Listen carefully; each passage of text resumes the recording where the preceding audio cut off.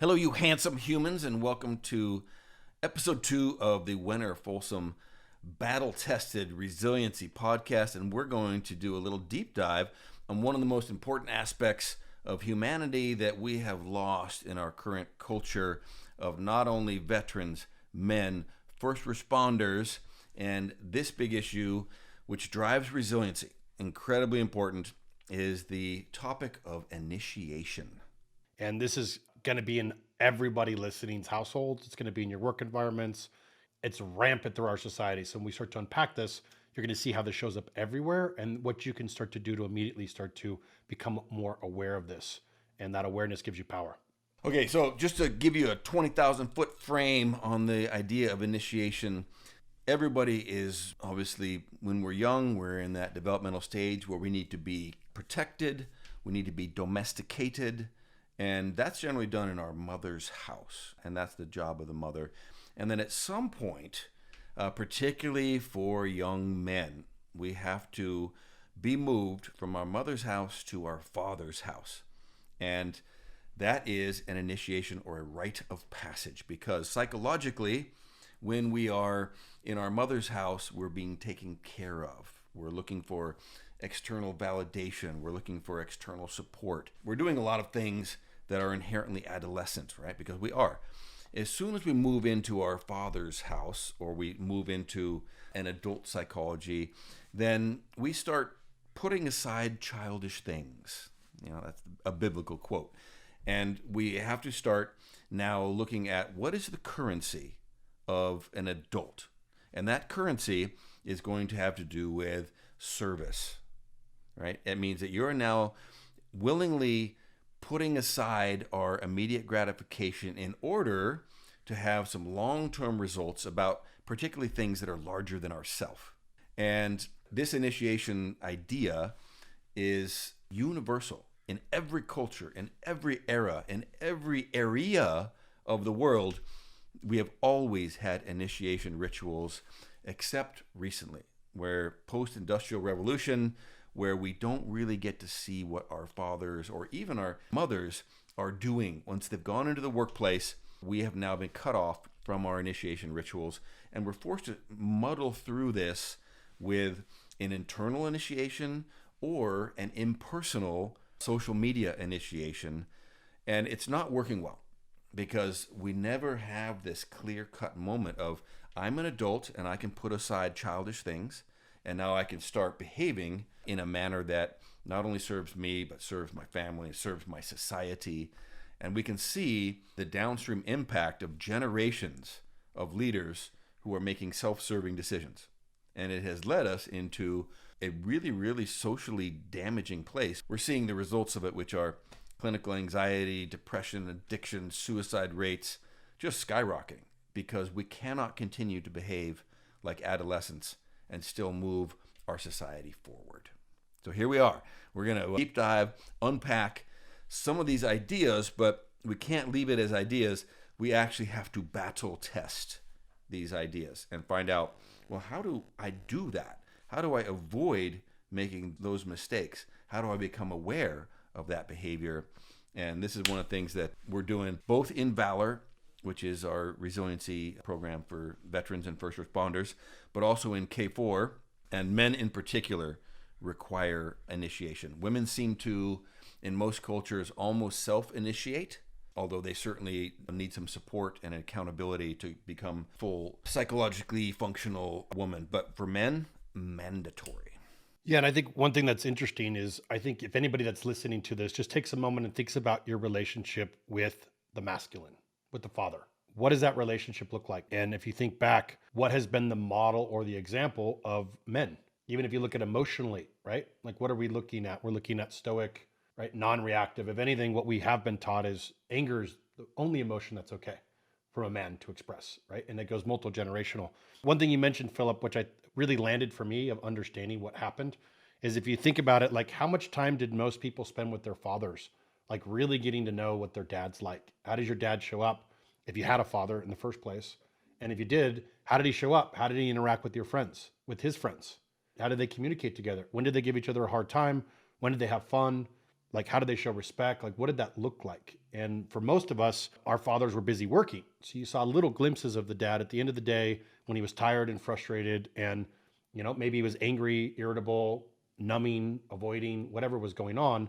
Those little clips of him were a couple on the weekends. And Philip mentioned it earlier. What used to happen is we used to be in tribes where there was a clean break about 12, 13 years old, where the boys were taken, and actually even the women would get involved in like resist. And so there's a big dramatic event where they would steal the boys and they would take them on a rite of passage, which was a clean break from the mother for like 18 months. And during that time, you were just around men all day long, all the men of the tribe, uncles, and you got to see how they interacted. You got to see what they did on their downtime. You got to see them play. You got to see them have fun. You got to see them hunt. And they learned from each other. And what men did was they used stories to teach the boys how to become men. And these stories have been passed down for generation upon generation. That was a tradition or a ritual. This is how you initiate men. You show them the stories of our ancestors, and we model through different archetypal expressions. This is what a powerful man looks like. What was that? Norms. You are given Norms. the operating system of a full man. It's almost a secret behavior set. Like, hey, now you come into this field of masculinity. And we both had it as veterans. That is a form of initiation, is to go through boot camp or to go through basic training. If you did high level athletics, when you go through spring training and two-a-days, like there is still some shadow initiation processes. And you'll notice that they're all honor-based cultures, right? And this is one of the things that we talk about is, we have our honor-based cultures and we have our pride-based cultures, which is the civilian world that we're all embedded in. Honor-based cultures always have some form of initiation. And that's that moment where you get given the operating system or the norms or the collective stories of men, of those people. I think as you're talking about it, Philip, there's this spectrum of you have high leadership and then you have high resiliency. And when you look at the spectrum, those that are like, let's say high leadership, low resiliency, if it's like on XY axis, those that are high leadership tend to be more the traditional forms of that, whether it's military, where they push you over that edge and they train you to be strong. They train you not to give into your emotions. They train you to like really handle it, right? They condition you, they train you into it. And then I'd say the flip side of that is the high resiliency, low leadership are going to be ones that's a little bit more really gentle and present and aware of resiliency, but they're a little bit more coddling, I guess is part of how I interpret that, Philip. How would you see the high resiliency, low leadership? Like I have a little bit of judgment that I'm still working through on that. But that's how I tend to see it, as a little bit more, you see hugging circles or you see overly stuff that's a little bit too intense, but I know there's a place for it. Well, there is a ritual of the death of the boy that has to happen. You don't get to have both. You don't get to be safe and vulnerable and sensitive and coddled and then still be able to do those incredibly hard things that men are required to do. That's the reality. You don't get to have both of those things. So there is always some form of death involved when you kill the boy. You get a ritual scarring, you get a tooth knocked out, you get a tattoo, even a baptism. That is not a blessing. It's a ritual drowning. You are killing the person so they can be reborn again, right? So all of these initiations and these rites of passage involve the death of the older operating system. So you don't have conflict happening, which we do now, is that I want to be a man and I want to serve and I want to be honorable and powerful. Oh, but I still want to be able to play video games. It's like, no, you don't. One of those things is going to cost you the other. And there is a strange nebulous space where particularly men are caught now, desperately wanting to be significant and build legacy, but they're unwilling to give up their childish behaviors. And so there does have to be something that is robust that is involved in the initiation process. And I agree with that wholeheartedly. Again, I was raised in more I'd say the high leadership with athletics and military and a lot of that. But I do see a lot of this men's workspace bubbling up where there's really high resiliency. How do you interpret that? Like, is that maybe they're doing their own death, but they're doing it more emotional? Like, or they're doing it where they maybe lead with emotion and that's just how it's perceived in the industry? Because I think people are thinking about that going like, how do I understand? Are they still doing a form of initiation? Or is it potentially on that coddling area where they're a little bit too coddling the boy versus actually giving a safe space for the man to move through? And I think this is one of the things we really want to talk about is how do we change, I'm referring to as an operating system or a psychological state. We could call this a belief system. We could call it, what is your story of the world, your point of view, whatever you want to call that. That's your psychological state. And that's a very uncomfortable place to move through. In the hero's journey, that is the abyss. And it's dark and it's scary because the death of your old system leads there to be this sense of nothingness. Like, who am I? If I don't have that story, who am I? And it's not one of those things that we can do alone. We cannot get pushed across the abyss into a new way of being alone because it involves the death of self. And we won't do that. And Viktor Frankl said that the line between good and evil, life and death, runs through the heart of every man, and who would willingly kill half of their own heart? That is the initiation process. And one of the reasons why we have lost it completely is that we're so isolated as men, and we have such little accountability that we don't have those men who are going to push us over the goal line. It's too easy to run. You can always find something to soothe or numb or distract or avoid. I mean, how easy is this? You just get to go on your journey. So we will head for the exits. Men run, or boys run. And so unless you have good men guarding the exits, we will always run. We'll find some way out. And so being involved in a structure of masculine, evolved men who will hold space for you to go across that threshold, that's a rare thing. And it's really what I think the men's community is doing currently. And it's a really, really powerful moment. Just how is that place met? And is there results? Now, and let's get to the battle tested. What's on the other side? What are the behaviors on the other side of initiation? And what are the behaviors on the current state of masculinity? Let's take a look at that real quick. So uninitiated behavior, right?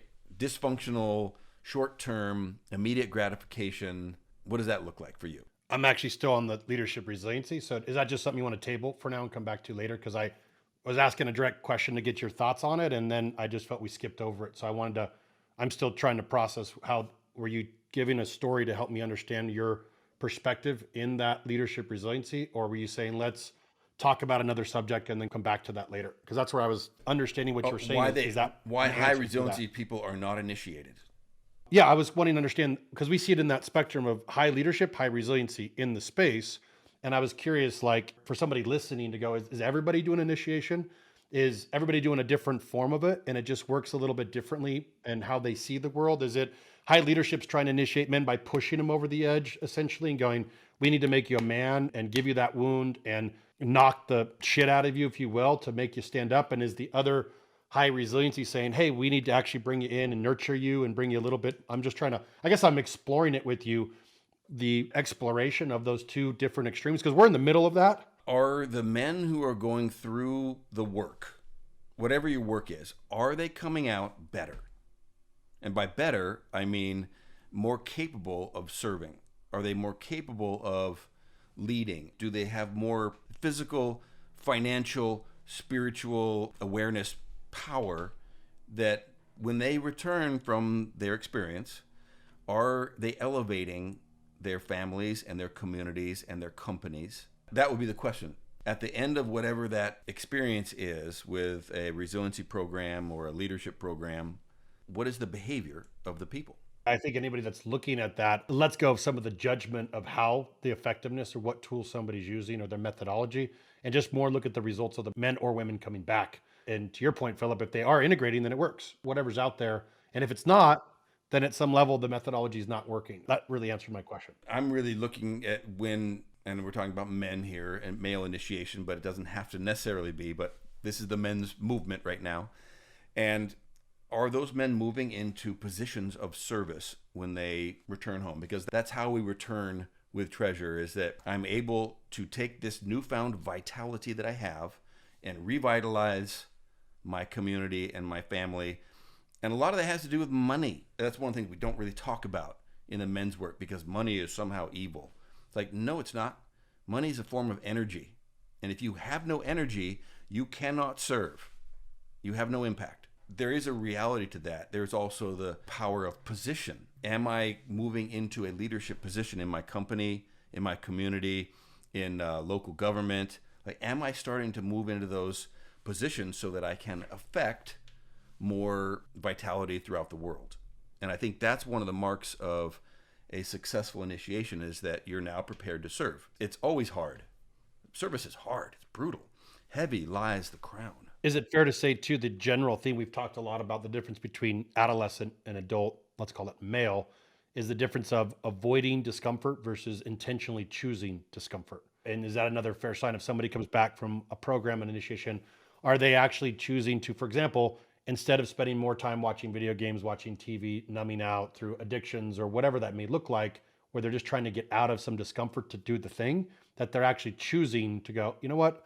I'm going to delay this uncomfortable feeling that I have, or I'm going to go invest in a diet, and get in good shape. I'm going to go start training at the gym. Instead of watching TV, I'm going to start reading books to elevate my mind. I may spend time with my family, or I'm going to actually choose to do the things and be present and engage with life, or to show up to serve. Even though I don't get out of that pain now, I'm going to do it in the future, and I'm going to lean into that. So another indicator somebody could look at is, hey, is somebody actually moving out of that adolescent, which is trying to avoid the pain by doing the thing, which is actually avoidance, or are they actually moving into intentionally leaning into discomfort to serve at a greater capacity? So another question to pay attention to. That deferred gratification, the ability to defer your immediate gratification, that's the marker of maturity. Are you able to take on a certain amount of short-term discomfort in order to do something that is larger in the future? And ultimately, that larger thing is something larger than yourself.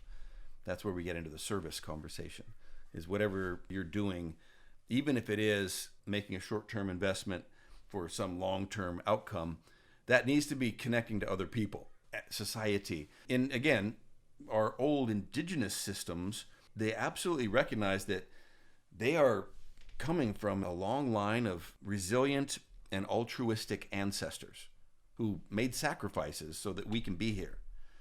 And it's our duty to continue that sacrifice for further generations. And in a lot of Native American and North American culture, it's every decision you make should take into account the 7 generations following you. Like, that's a very mature service-based philosophy, as opposed to, I really want to, numb out for an hour on Instagram on death scrolling. Like, what is that? What a waste of an hour. We have the luxury of doing. I would propose that men don't. You don't have the luxury of doing that. And if they do, they're just choosing to be lazy. In a certain sense, they don't want to do the hard thing, and they're choosing to be lazy, which is accepting back to a boy. That's what a boy does. A boy doesn't want responsibility. A boy will just be in the moment and essentially do what he wants to do because he's about himself. He still hasn't achieved the fortitude or the maturity mentally to actually serve something greater than himself. And the irony that I'm finding is, I think a lot of us as men want freedom, but I know the more I learn, and I know we talk about this a lot in our communities, is it actually gets harder. Oh, yeah. Right? As you build capacity to hold more, to serve more, it actually gets harder, not easier. And so you actually intentionally lean into the harder. It's harder to continually save when you increase the amount that you make for the future. It's harder to continue to eat the right foods and not get swayed by sugar and all the shit out there. It's harder to intentionally continue to level up your relationship and have date nights and create passion on a busy schedule, right? It's intentionally hard when you have more children. What do you get for the harder? What's the payoff? The payoff for the harder is you get a sense of, 1, service. You get to give, you get to feel what you give. And then 2, you get legacy, purpose, meaning out of life. That's what makes suffering worth living for, is meaning and purpose. Bingo. That's the solution. For all you guys, people watching who are like, what's the fucking point? Okay, that's the point. The point is finding meaning and purpose and legacy and service in all of that suffering that is inherent in life. That's the payoff, right? And it's exciting. I mean, it's an exciting world to be, when I'm at my best and I am, doing those things that I'm supposed to be doing, I have this rock solid sense of optimism. It feels like I'm being carried by God. I absolutely is a incredibly robust, positive experience. And when I'm being a dick and doing my little small boy shit, man, I have this sense of creeping dread that is just pervasive. I'm like, oh man. So I want to get some examples. I'd love to hear your thoughts on this one too. Some of the rampant adolescent behavior in men these days. Anyone who doesn't return their shopping cart to the front of the store because you're too lazy to actually walk your cart back, I think you lose your man card right there. You are now an adult male. Congratulations. Now, if you want to be a man, you want to get your card back, walk the fucking cart back to where it's supposed to be. A little ticky-tack, right? How about the guys that drive around with their fucking loud music on all the time because they think that the rest of the world wants to hear your music? Some adolescent shit right there. Men on phone conversations at the gym. Blah, blah, blah, blah, blah, blah. And then she said, blah, blah, blah. I'm like, well, dude, what the fuck? Or why they're driving. Oh, dude. On the phone while driving or texting while driving. You'd have lost your man card right there. If you are a male who has ever on your phone, when you are piloting a large vehicle around children, that's the world, because it's convenient for you and you don't want to pull over or you don't want to defer that gratification, lost your man card. These are all adolescent behaviors. And again, it's been my shift on food after I've done a lot of shift in my body. And so for me, my resistance to actually make food, go to the store, buy food, plan my meals, and actually prepare food, I feel like it's the same thing. I was just waiting for a partner, which is being a child, saying like, oh, I need a mother to make me food. And so instead I would order it out or order all my meals. And so actually taking the time to go, oh, I'm going to choose what I'm going to put in my body and I'm going to find a way to go get it done. If we were like on a football team together or we're going to war or something, and we're not optimizing our health or our finances or our skill sets, or if we're not being sharp, we are again abdicating our responsibility as men. Like, men need to be able to do the hard things. We need to keep those skills that degrade. Perishable skills need to be maintained. We need to be psychologically, emotionally, financially, physically healthy. It's a duty to do all these things. That is your duty to your society, to your children. And yeah, you might have taken on a bad operating system from your family, society, or your dad, whatever the story is. You got to break that fucking curse. Break the curse and then, do it for your children and the rest of your neighbors and coworkers who are watching you. That's your legacy. Like, as if we do it, all the other men in our world are like, okay, that's available. That's possible. That would be my battle-tested marching orders for the day, if we were to give our viewers a challenge for the week until we see you again. I really love this conversation of what are all the ways it shows up as men in adolescent. I'd love to add just a couple more, because if a couple of those didn't land with somebody, I know we're about what we call a man in full, and a man in full is constantly focused on leveling up his career, his finances, his spiritual practice, his relationship, and his health and his fitness. And so for me, the opposite of all those is adolescent behavior, of a man who's accepting stagnation. A man, like an example I've heard, I'm single, I'm in the dating world, and I can't tell you how many women I've met that tell me there are men that will let themselves just be taken care of by a partner, and literally the partner's driving everything. So a man that just sits at home and doesn't go out and find a way to break through, or even is, let's say, entrepreneurial, but doesn't find out a way to go get a job and provide no matter what, like, to me is adolescent. I'd say the same thing health-wise, and this may come across critical or judgmental, but I'm saying it because I care. Like, the guys that don't invest to take care of their health and make their health a priority and make time to exercise daily and put healthy food in, and instead will settle for just whatever is easy, like adolescent. That's what a child does. A child says, give me the shit food. I want to put Lunchables in my face hole. Like, oh God, stop it. Stop it. As a man, like on a football team or any honor-based thing, you can't eat Lunchables, dudes. Stop the pizza. That you cannot perform. You cannot hunt with us. Like, we need you better. Like, we need everybody, all the men watching this, we need you better as a society. Two more is when it comes to finances, Philip talked about, we need to make money and we need to value this. So it also rings true. I see a lot of men complain about money, and they're out going on trips. They're spending every dollar they make. They spend money on trips. They're the guys that go on the most trips. They spend the most amount going to dinners, and they have no money all the time because they're not committing to saving money. And if you want to do something, plan for it. Like, to me, just doing it and spending it on credit cards is adolescent. Like, it's like, I want it now versus I want to earn it and work for it. And here's the big key, and it took me a long time to learn, but pay yourself first. If you're not saving out of everything you make for yourself, you're never going to be wealthy. You're going to end up 40, 50, 60, 70, 80 years old and broke. And so if you start now, wherever you are, you're building a retirement for yourself. Save it. You're going to spend your life working.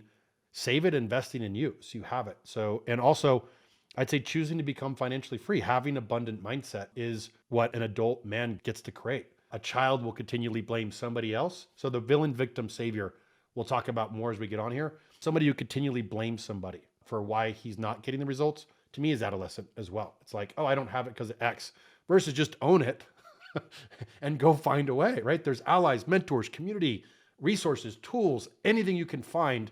And it's going to be hard and it's going to suck and you're going to make a lot of mistakes, but you'll eventually get there if you start to use battle-tested systems and structure by men who are doing it that can help lead you to where you need to go. And so find a mentor, find a community, whether it's in our community or another one where men are actually showing up, serving each other, getting results, and have a bunch of members in the community willing to help you. Men want to help, but you can't do it on your own. Also, adolescent is the lone wolf. We talk about this a lot. I used to see that as what a strong man does until, Philip, we started talking and doing a lot of work around men's work and learned about wolves. And really the lone man is the adolescent man who's going to die because he has no community and he's in a constant trauma response of fear. And adult men have healthy friendships and community, and they're excellent at building teams, culture, community, surrounding themselves by men who elevate them. And so if not, you're still in that adolescent psychology. There it is. Challenge: find a community of men who you aspire to emulate or have the qualities that are mature. All those things we're talking about. And the places that I have found them, jiu-jitsu gyms seem to be filled with the best men I know. And I think we could do a whole episode on why that is. But men, you probably have a jiu-jitsu school, and my guesses are it's probably filled with some good men who are willing to make that sacrifice of that experience, that technology. Obviously, there's a lot of men's groups.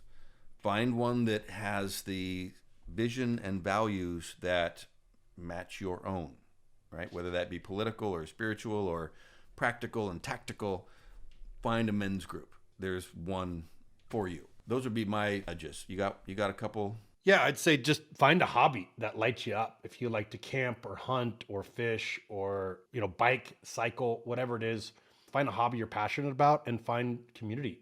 Reach out who inspires you and reach out and start to build some healthy community that'll challenge you to become better. And hey, the easiest first step that most of us have found to start claiming that mature ownership or responsibility is your body. It's the easiest one you can control.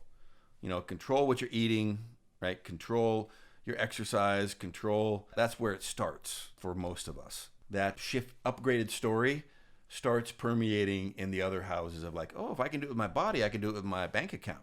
If I can do it with my bank account, I can do it with my career. If I can do it with, so get in the gym first, take a look at what you're eating, stand naked in front of the mirror, and upgrade that operating system first, right? That's battle-tested advice right there from both of us. So accept the challenge, go get busy this week, go start to find a community of men that you can elevate yourself to be around, and we'll see you on the next podcast.